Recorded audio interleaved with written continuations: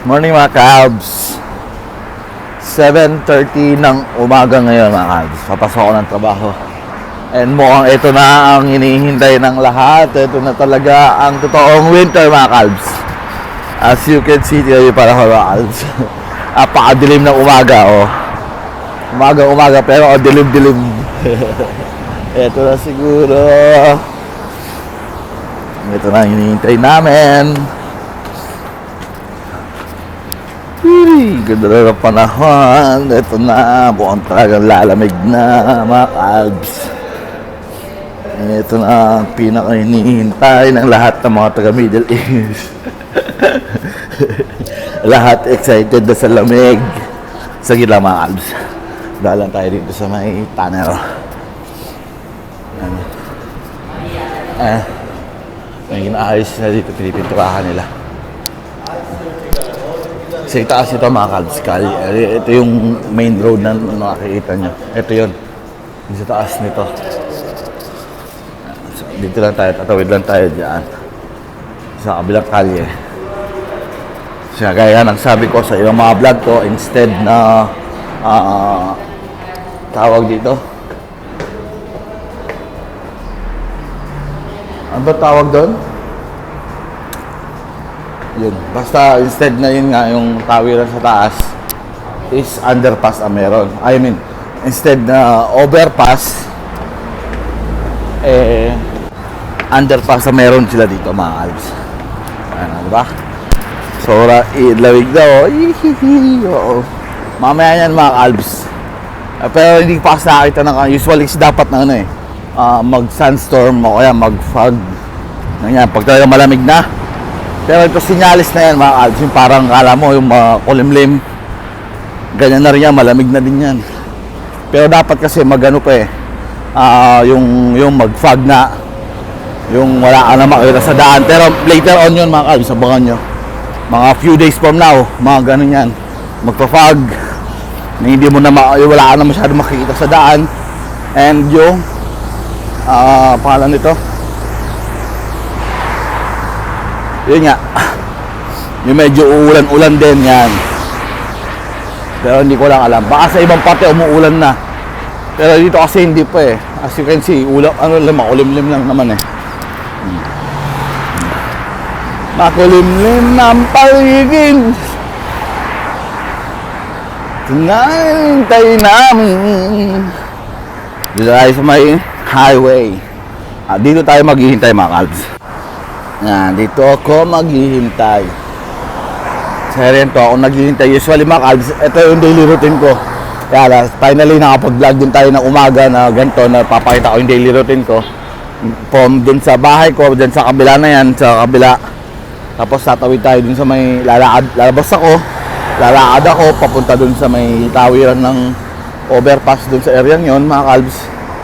Tapos, pag na-overpass, tatawid na naman ulit ako. Pupunta naman ako papunta rito. Tapos dito tayo mag-aabang until around 7:35, 36, 37 hanggang 40, 7:40, ganyan. Kasi in 20 minutes kasi or 15 to 20 minutes nasa site na naman kami. Ganun lang naman kalapit ang site dito mga Cabs.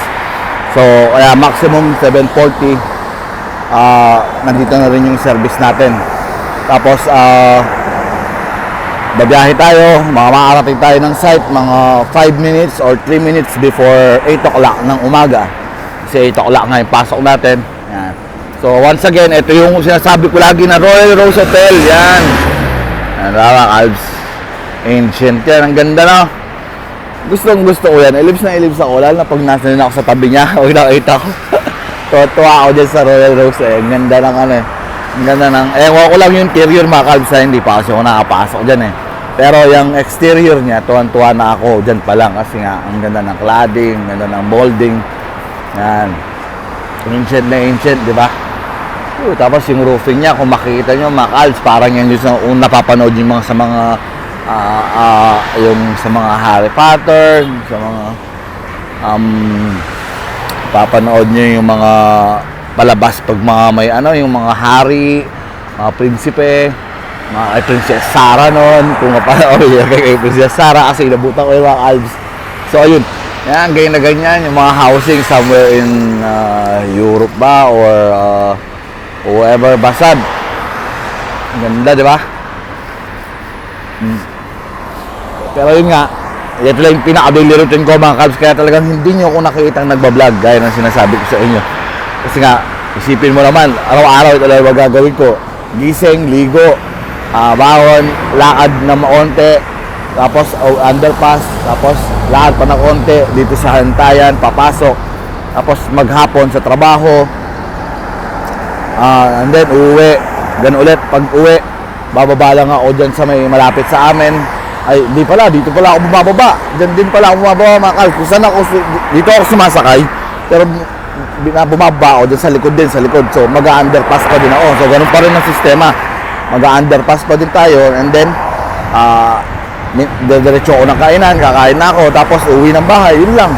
Kaya wala talaga akong maiba-vlog mga Cubs. Kaya pasensya na talaga yung daily ko, yung weekdays ko, pag nasa trabaho is talagang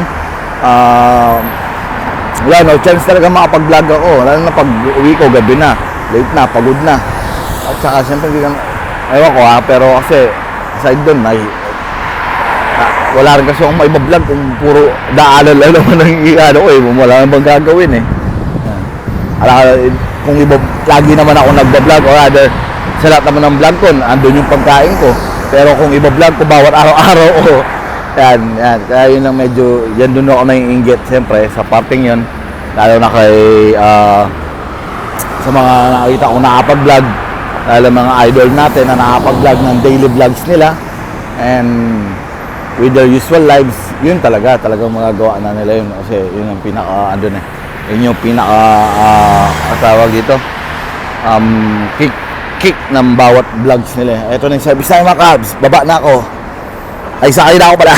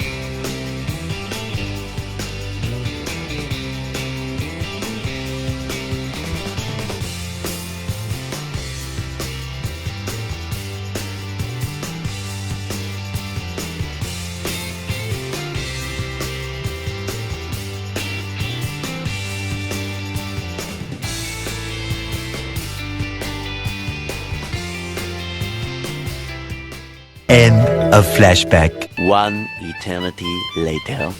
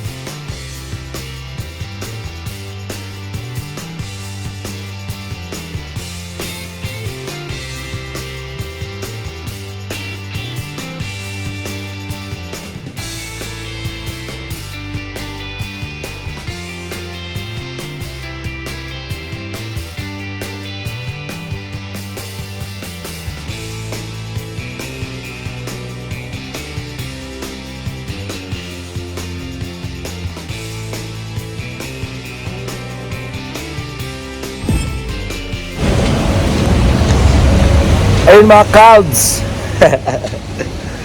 Maulan ng gabi. O, di ba?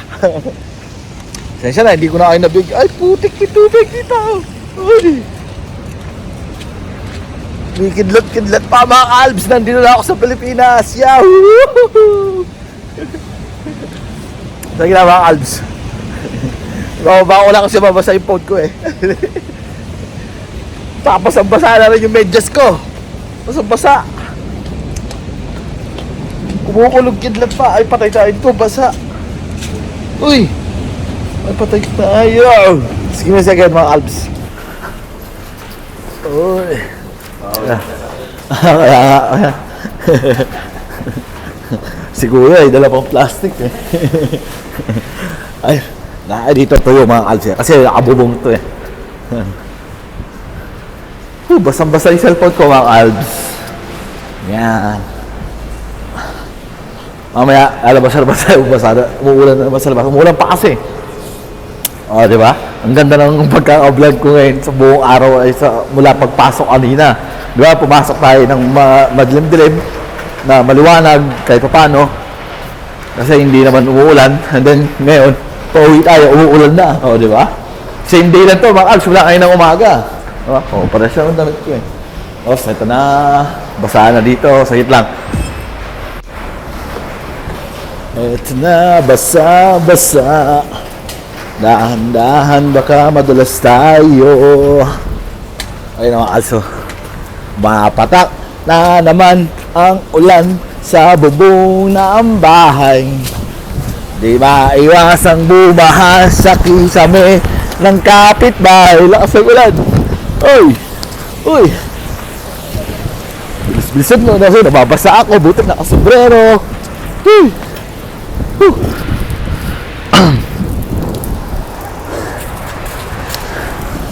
Lakas. Lakas ng ulan.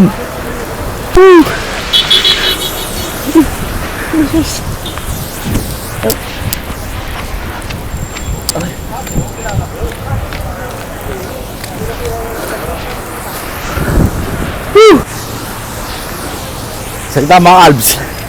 Tuloy-tuloy na pagkabasa natin to. Naku, basa na yung phone ko. Ay. Magit lang. Siyempre, gutom ako mga Alps. Kahit ang mga kakain ako kahit nabasang-basa na ako sa ulan. Di baling mabasa sa ulan. Huwag lang magutom ang kalbo.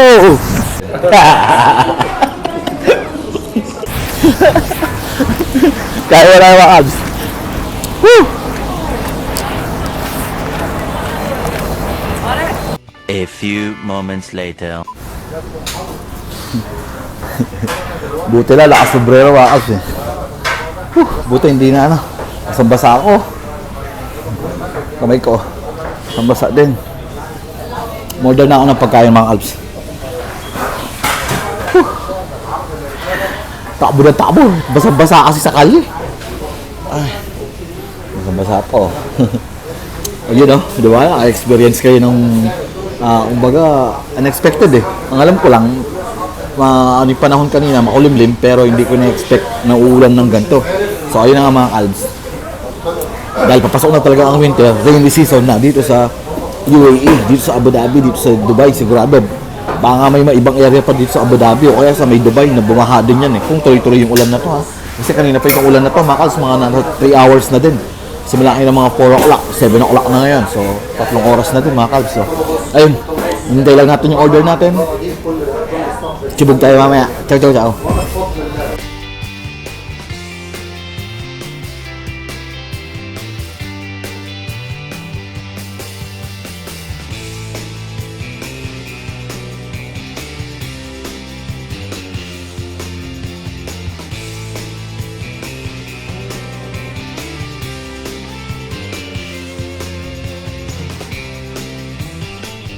End of flashback.